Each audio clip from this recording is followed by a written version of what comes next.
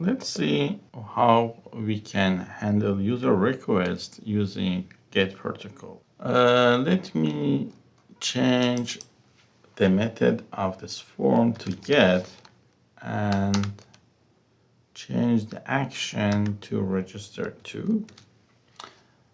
In the server, I copy and paste this. This time the route is register to. Again, we want to add the user data to our list, but since data is sent by get method, we need to use query property of rec object to access the data. It's good to redirect to the original route to this page because we want to render this page again for our users. Instead of typing render, it's good to redirect it. Let me add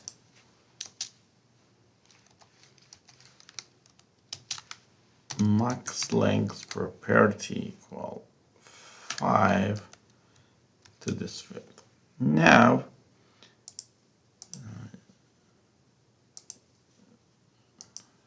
let's type Reza Raha. See, we cannot type more than 5.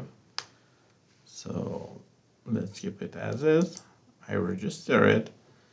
Data actually is attached to the URL and sent to the server. Since it was fast, we may not notice it. Let's then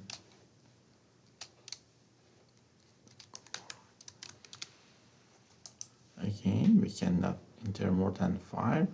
We added this line to our system. Now look at here.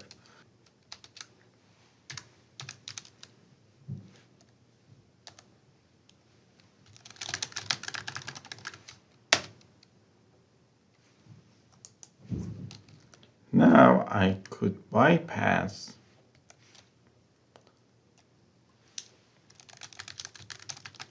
the page validations and send to the server whatever I want. So you see that this get method is not suitable for creating new data or updating existing data. In this case, you should use post method. But we can use get protocol to query our data source. Here, assume I want to add a delete button next to each record. So href, say delete,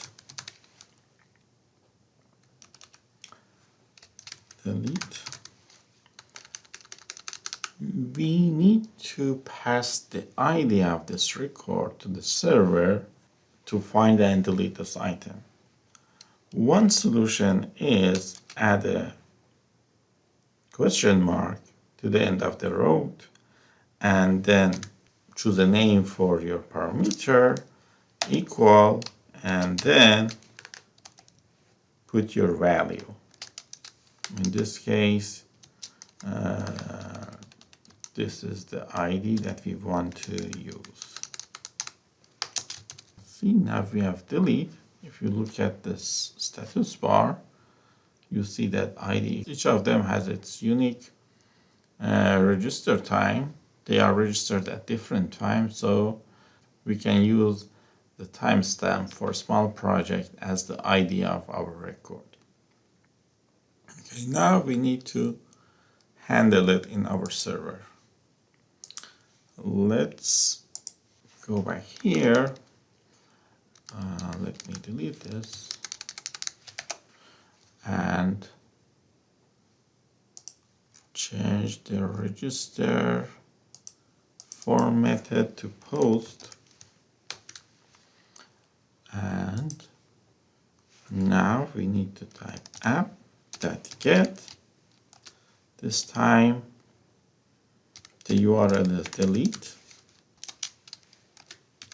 regress, and we need to do this process. And in this case, the process can be list.filter.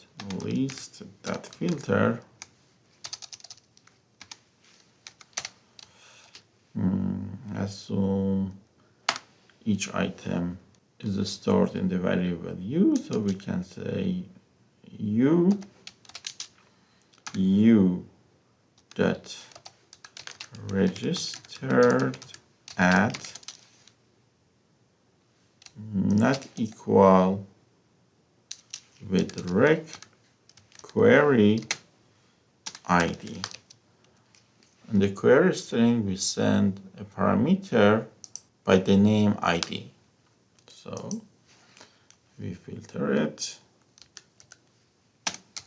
and then we should redirect our users again to the register page.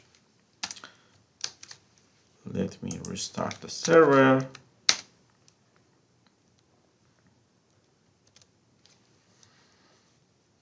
Now all the data is gone.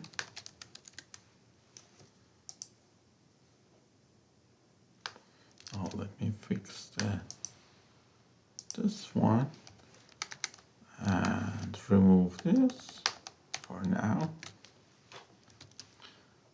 Okay, go back.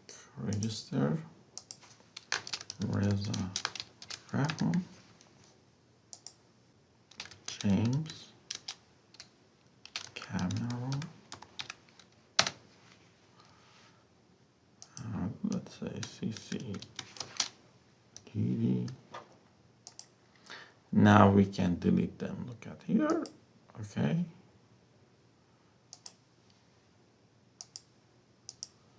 So we pass the ID of this record using get method to the server. Note that when you click on a link, browsers create a get request. That's why we need to handle such request by using get method of the app object. In addition to this approach, some programming languages allows clients to embed parameters in the row they asking from the server. This is the common method that is used in REST APIs, which is pretty common nowadays. Let's see how we can do that and what does it mean. In the second method, we embed the parameter or parameters as part of our URL. For example, you may say users /ID /delete. You may say something like this: user /ID /edit. In the server side, we do this /user /ID. This is a placeholder for the parameter. The parameter will be stored in the variable ID /delete. So any routes, any requests to a route that follows the syntax will be responded by this part. Similarly, we can say user ID edit something, console.log edit request. Okay. If a parameter or parameters embedded into row, instead of query object of reg, you need to use params. object of rec object. Here params is a property of rec object, and it is also an object containing the parameters. Let me restart the server. AAEB CCED. Look at here. You see that now we embed parameter in the route that we request from the user. When I press this, we got an error. Let's see why. Oh, it is users. Let's see. I